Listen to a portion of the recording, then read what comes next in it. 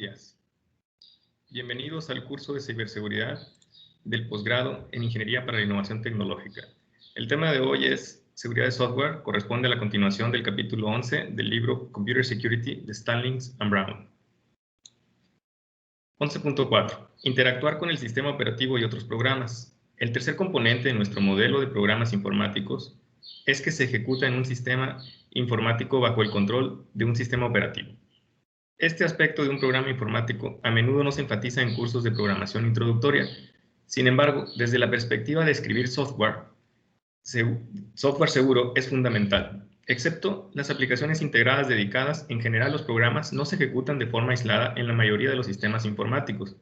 Más bien, se ejecutan bajo el control de un sistema operativo que media el acceso a los recursos de ese sistema y comparte su uso entre todos los programas que se ejecutan actualmente. El sistema operativo construye un entorno de ejecución para un proceso cuando se ejecuta un programa. Además del código y los datos del programa, el proceso incluye información proporcionada por el sistema operativo. Estos incluyen variables de entorno que se pueden utilizar para adaptar el funcionamiento del programa y los argumentos de línea de comandos especificados para el programa. Todos estos datos deben considerarse entradas externas al programa, cuyos valores necesitan validación antes de su uso.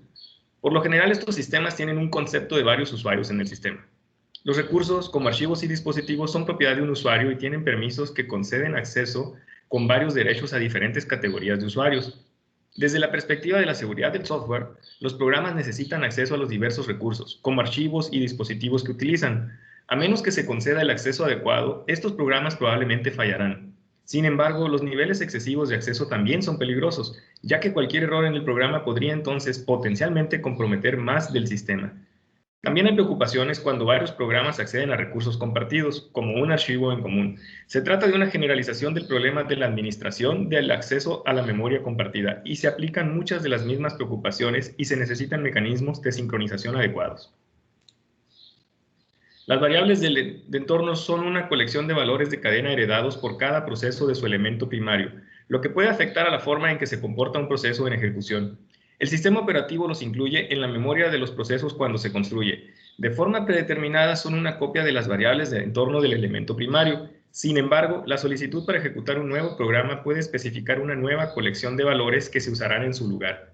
Un programa puede modificar las variables de entorno en su proceso en cualquier momento y estas a su vez se pasarán a sus hijos. Muchos programas y el sistema operativo conocen y utilizan algunos nombres de variables de entorno.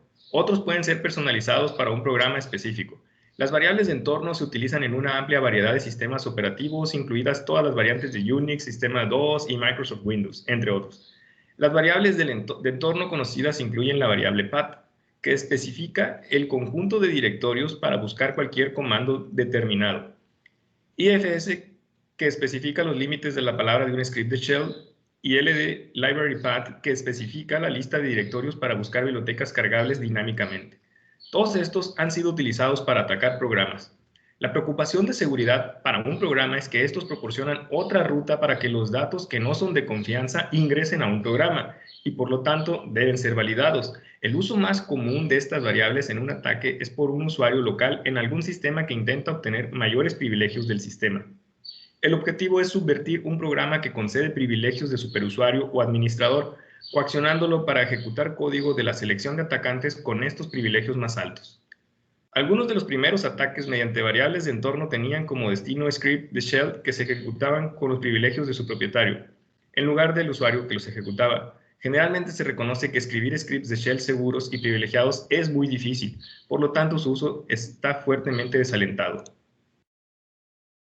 Considere el script del ejemplo que se muestra en esta figura. Este script recupera la asignación de un usuario a una dirección IP, puesto que esa información se conserva en un directorio de información de contabilidad de usuarios con privilegios, no se concede acceso general a ese directorio.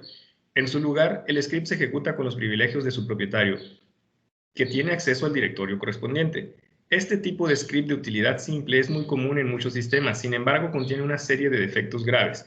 La primera se refiere a la interacción con la variable entorno path. Este sencillo script llama a dos programas separados, set y grep. El programador asume que se llamarían a las versiones estándar del sistema de estos scripts, pero se especifican solo por su nombre de archivo. Para localizar el programa real, el shell buscará en cada directorio denominado en la variable path un archivo con el nombre deseado. El atacante simplemente tiene que redefinir la variable path para incluir un directorio que controla, que contiene un programa llamado grep, por ejemplo. A continuación, cuando se ejecuta este script, se llama el programa grep del atacante, en lugar de la versión estándar del sistema. Este programa puede hacer lo que el atacante desee, con los privilegios concedidos al script de shell. Para abordar esta vulnerabilidad, el script podría reescribirse para usar nombres absolutos para cada programa. Alternativamente, la variable path podría ser restablecida en un valor predeterminado conocido por el script.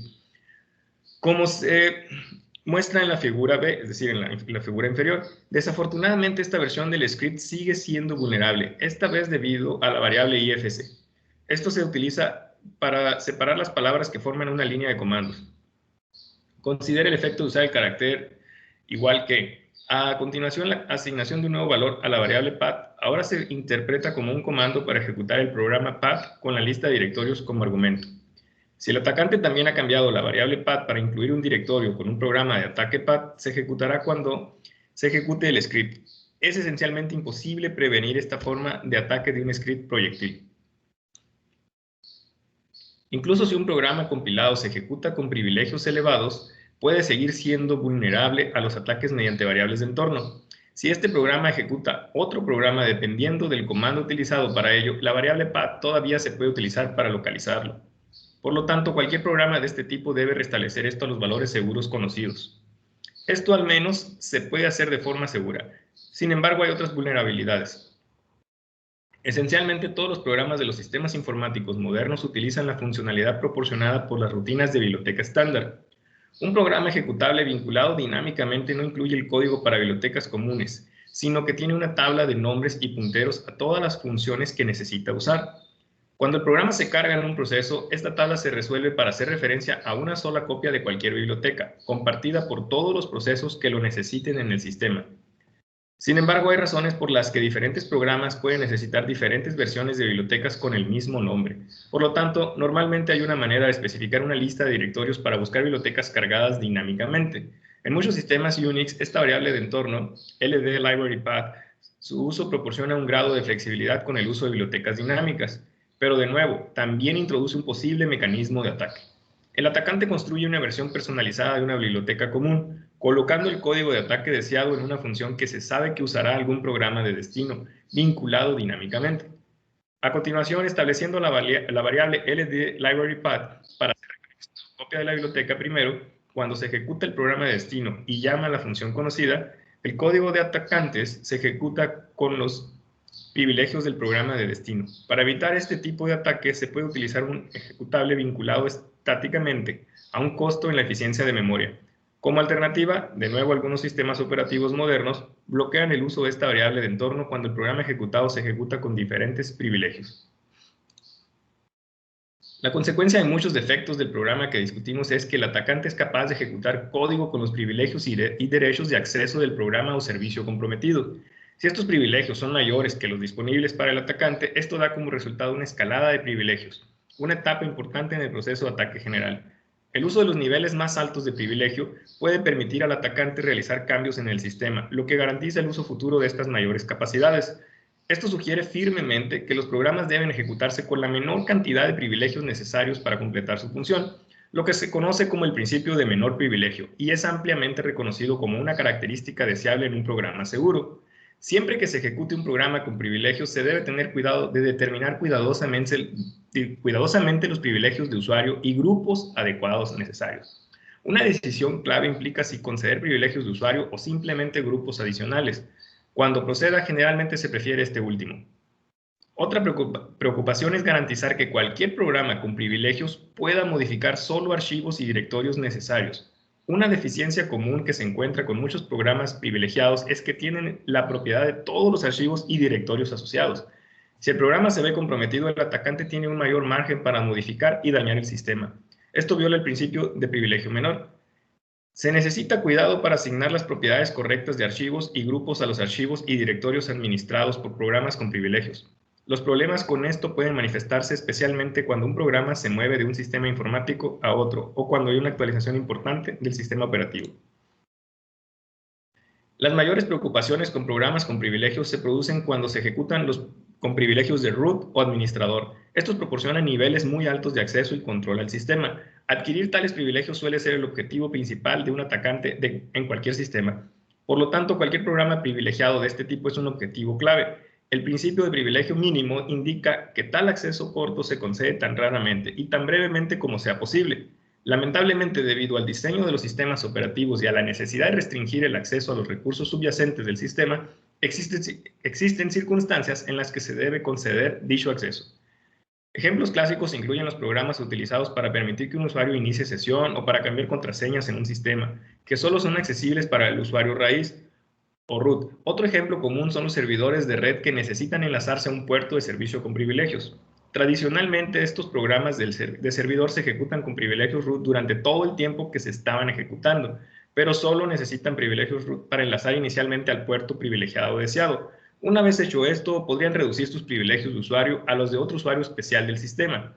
Cualquier ataque posterior es entonces mucho menos significativo. Un buen diseño de programa defensivo requiere que los grandes programas complejos se dividan en módulos más pequeños, cada uno con los privilegios que requieren, solo por el tiempo que los necesiten. Esta forma de modularización del programa proporciona un mayor grado de aislamiento entre los componentes, reduciendo las consecuencias de una brecha de seguridad en un componente. Además, al ser más pequeño, cada módulo de componentes es más fácil de probar y verificar. Idealmente, los pocos componentes que requieren privilegios elevados pueden mantenerse pequeños y sujetos a un escrutinio mucho mayor que el resto del programa. Excepto en sistemas muy pequeños e integrados, ningún programa informático contiene todo el código que necesita ejecutar. En su lugar, los programas realizan llamadas al sistema operativo para acceder a los recursos del sistema y a funciones de biblioteca estándar para realizar operaciones comunes. Al utilizar estas funciones, los programadores suelen hacer suposiciones sobre cómo funcionan realmente. La mayoría de las veces parecen actuar como se esperaba. Sin embargo, hay circunstancias en las que las suposiciones que hace un programador sobre estas funciones no son correctas. El resultado puede ser que el programa no funciona como se esperaba. Parte de la razón de esto es que los programadores tienden a centrarse en el programa en particular que están desarrollando y verlo de forma aislada. Sin embargo, en la mayoría de los sistemas, este programa simplemente será uno de los muchos en ejecución y compartir los recursos del sistema disponibles. La función del sistema operativo y de la biblioteca intentan administrar sus recursos de una manera que proporcione el mejor rendimiento a todos los programas que se ejecutan en el sistema. Esto hace que las solicitudes de servicio se almacenen en buffer, se vuelven a secuenciar o se modifican de otro modo para optimizar el uso del sistema. Desafortunadamente hay momentos en que estas optimizaciones entran en conflicto con los objetivos del programa. A menos que el programador tenga conocimiento de estas interacciones y los códigos explícitos para ellas, es posible que el programa resultante no funcione según lo previsto. Venema da una excelente ilustración de estos temas en su discusión sobre el diseño de un programa seguro de trituración de archivos. El problema es cómo eliminar de forma segura un archivo para que su contenido no pueda recuperarse posteriormente. Simplemente usar la utilidad de eliminación de archivos estándar o la llamada al sistema no es suficiente, ya que esto simplemente elimina la vinculación entre el nombre de archivo y su contenido. El contenido sigue existiendo en el disco hasta que esos bloques se reutilizan finalmente en otro archivo. Incluso cuando se reutilizan esos bloques de un archivo eliminado, los datos de los archivos todavía se pueden recuperar porque no se quitan todos los seguimientos de los valores de bits anteriores. En consecuencia, la recomendación estándar es sobreescribir repetidamente el contenido de los datos con varios patrones de bits distintos para minimizar la probabilidad de que se recuperen los datos originales. Así que un programa seguro de trituración de archivos tal vez podría implementar el algoritmo como el que se muestra en la figura superior. Sin embargo, cuando se intenta una implementación obvia de este algoritmo, el contenido del archivo todavía se puede recuperar después. Venema detalla una serie de defectos en este algoritmo que significa que el programa no se comporta como se esperaba. Estos defectos se refieren a suposiciones incorrectas sobre el funcionamiento de las funciones relevantes del sistema. Con los cambios sugeridos, el algoritmo para un programa de trituración de archivos seguro cambia al que se muestra en la figura inferior. Sin duda, esto es más probable que logre el resultado deseado. Sin embargo, examinando más de cerca, hay aún más preocupaciones. Todo esto indica que escribir un programa de trituración de archivos realmente seguro es en realidad un ejercicio extremadamente difícil. Hay tantas capas de código involucradas, cada una de las cuales hace suposiciones sobre lo que el programa realmente requiere con el fin de proporcionar el mejor rendimiento. Venema concluye su discusión señalando que de hecho el programa puede estar resolviendo el problema equivocado. Este es un problema crítico para el programador seguro, para tratar de asegurarse de que realmente está resolviendo el problema correcto. Hay circunstancias en las que varios programas necesitan acceder a un recurso común del sistema, a menudo un archivo que contiene datos creados y manipulados por varios programas. Algunos ejemplos son los programas de entrega de correo y cliente de correo que comparten el acceso al archivo de buzón de correo de un usuario o de varios usuarios en un script CGI web, que actualiza el mismo archivo utilizado para guardar los valores de formulario enviados. Esta es una variante del problema de sincronizar el acceso a la memoria compartida que discutimos en el 11.3. Como en ese caso, la solución es usar un mecanismo de sincronización adecuado para realizar los accesos para evitar errores. La técnica más común es adquirir un bloqueo en el archivo compartido, asegurándose de que cada proceso tenga acceso adecuado a su vez. Hay varios métodos utilizados para esto, dependiendo del sistema operativo en uso. La técnica más antigua y general es usar un archivo de bloqueo. Un proceso debe crear y poseer el archivo de bloqueo para obtener el acceso al recurso compartido. Cualquier otro proceso que detecte la existencia de un archivo de bloqueo debe esperar hasta que se elimine antes de crear el suyo propio para obtener acceso. Un problema es puramente consultivo, el proceso de comprobación del archivo de bloqueo no existe y a continuación la creación del archivo de bloqueo debe ejecutarse como una operación atómica sin posibilidad de interrupción. Hay mecanismos de bloqueo más modernos y alternativos disponibles para los archivos. También pueden ser consultivos o también obligatorios. Cuando el sistema operativo garantiza que no se puede acceder a un archivo bloqueado de forma inadecuada, el problema con los bloqueos obligatorios son los mecanismos para eliminarlos. En caso de que el proceso de bloqueo se bloquee o no libere el bloqueo, estos mecanismos también se implantan de manera diferente en diferentes sistemas operativos. Tenga en cuenta que hay complejidades sutiles relacionadas con el bloqueo de archivos utilizando diferentes tipos de acceso, de lectura o escritura. Se deben consultar las referencias adecuadas al programa o a la función sobre el uso correcto de estas características. Por lo tanto, se necesita atención para asegurar el mecanismo utilizado.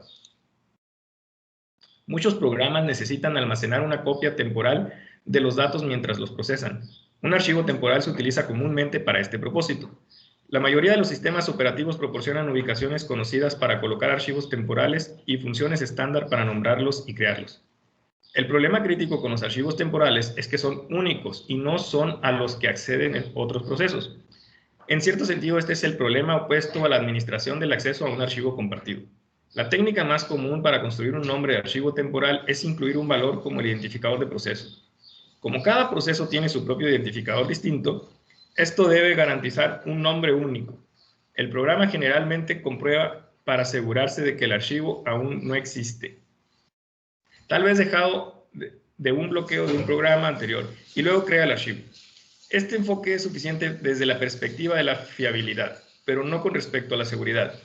Una vez más, el problema es que un atacante no juega según las reglas. Podrían intentar adivinar el nombre de archivo temporal que utilizará un programa con privilegios, y a continuación intentar crear su propia versión en el intervalo entre el programa que comprueba que el archivo no existe y posteriormente crearlo. Este es otro ejemplo de una condición de carrera, muy similar a la de cuando dos procesos corren para acceder a un archivo compartido cuando no se utilizan bloqueos. La creación y el uso de archivos temporales seguros requieren preferiblemente el uso de un nombre de archivo temporal aleatorio.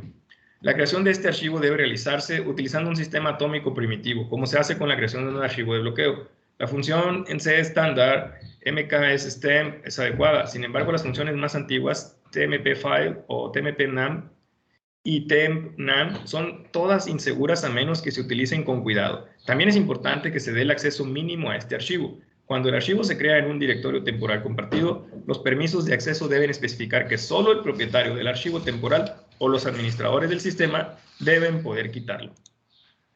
Además de utilizar la funcionalidad proporcionada por el sistema operativo y las funciones estándar de la biblioteca, los programas también pueden utilizar la funcionalidad y los servicios proporcionados por otros programas. A menos que se tome cuidado con esta interacción, no identificar suposiciones sobre el tamaño y la interpretación de los datos que fluyen entre diferentes programas puede dar lugar a vulnerabilidades de seguridad. El flujo de información entre programas se puede ver como salida de una entrada de información a la otra. Estas cuestiones son particularmente preocupantes cuando el programa utilizado no fue escrito originalmente con este uso más amplio como un problema de diseño y por lo tanto no identificó adecuadamente todas las preocupaciones de seguridad que pudieran surgir. Esto ocurre particularmente con la tendencia actual de proporcionar interfaces web a los programas que los usuarios ejecutaron anteriormente directamente en el sistema servidor. Otra preocupación se refiere a la protección de confidencialidad y la integridad de los datos que fluyen entre varios programas. Cuando estos programas se ejecutan en el sistema informático, el uso adecuado de la funcionalidad del sistema como archivos temporales proporciona esta protección. Si los programas se ejecutan en sistemas diferentes vinculados por una conexión de red adecuada, estas conexiones de red deben emplear los mecanismos de seguridad adecuados. Alternativas incluyen el uso de conexiones de IP Security, IPsec, de la capa de transporte, Secure Socket Layer Security o Secure Shell, SSH. La detección y el manejo adecuados de las excepciones y errores generados por la interacción del programa también son importantes desde una perspectiva de seguridad. Cuando un proceso invoca a otro programa como un proceso secundario, debe asegurarse de que el programa termina correctamente y aceptar su estado de salida. También debe detectar y procesar señales resultantes de la interacción con otros programas y el sistema operativo. 11.5. Manejo de la salida del programa. El componente final de nuestro modelo de programas informáticos es la generación de salida como resultado del procesamiento de la entrada y otras interacciones. Esta salida puede almacenarse para su uso futuro en archivos o una base de datos. Por ejemplo, transmitirse a través de una conexión de red o estar destinada a mostrarse a algún usuario. Al igual que con la entrada del programa, los datos de salida pueden clasificarse como binarios o textuales. Es importante desde una perspectiva de seguridad del programa que la salida realmente se ajuste a la forma e interpretación esperada. Si se dirige a un usuario, será interpretado y mostrado por algún programa o dispositivo apropiado. Si esta salida incluye contenido inesperado, puede producirse un comportamiento anómalo, con efectos perjudiciales para el usuario. Un tema crítico aquí es la asunción de origen común. Si un usuario está interactuando con un programa, la suposición es que toda la salida vista fue creada por o al menos validada por ese programa.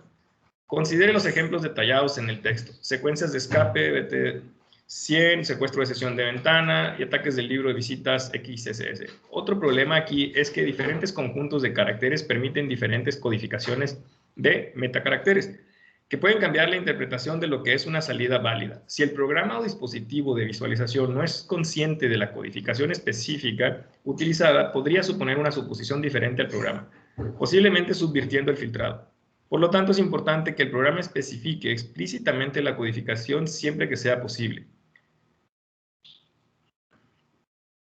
Tenga en cuenta que en estos ejemplos de fallos de seguridad que resultan de la salida del programa, el objetivo de compromiso no era el programa que generaba la salida, sino más bien el programa o dispositivo utilizado para mostrar la salida. Resumen. Hemos visto temas de seguridad de software discutidos, manipulación de la entrada del programa de forma segura, tamaño, interpretación, inyección, XSS difusa, escribir código de programa seguro, algoritmo, lenguaje de la máquina, datos, memoria, interactuar con el sistema operativo y otros programas, menos privilegio, bloqueo de archivos temporales, otros programas, manipulación de salida del programa. Muchas gracias por su atención.